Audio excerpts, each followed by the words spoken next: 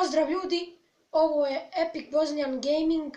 Danas ću vam pokazati kako instalirati Minecraft PE 0.13.0 Alpha Build 5.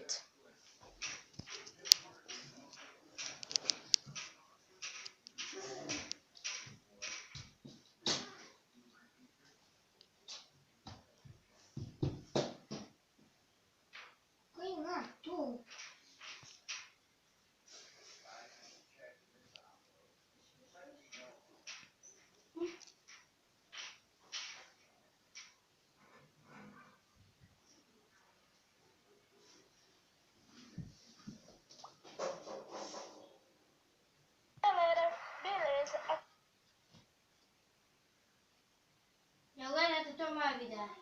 Ne. Šta pa to? 1000%. Da. Emam. Jel gledate? I samo pritisnete download. Ja slažem.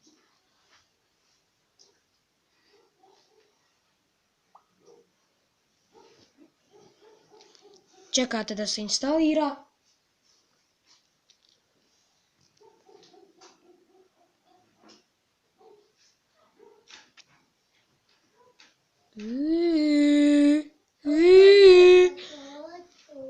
Šala mala. I kad piše preuzimanje je dovršeno, možda ili ne, pisat će vam da je preuzimanje blokirano. Ako bude, odete na postavke i pritisnete nepoznati izvori. Ako vam se izbriše, opet instalirajte, pritisnite i instalirat će se. Nakon toga pritisnete instaliraj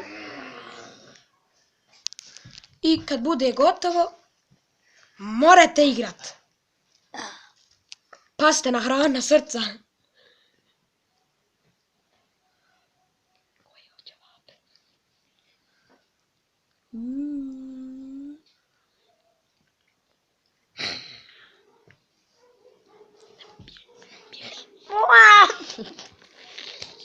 Izvinite ljudi, moj mali brat. Blago s onima koji nemaju braće. I kad bude instalirana, sam pritisnete otvori ili gotovo. Zavisi, hoćete li sada igrati.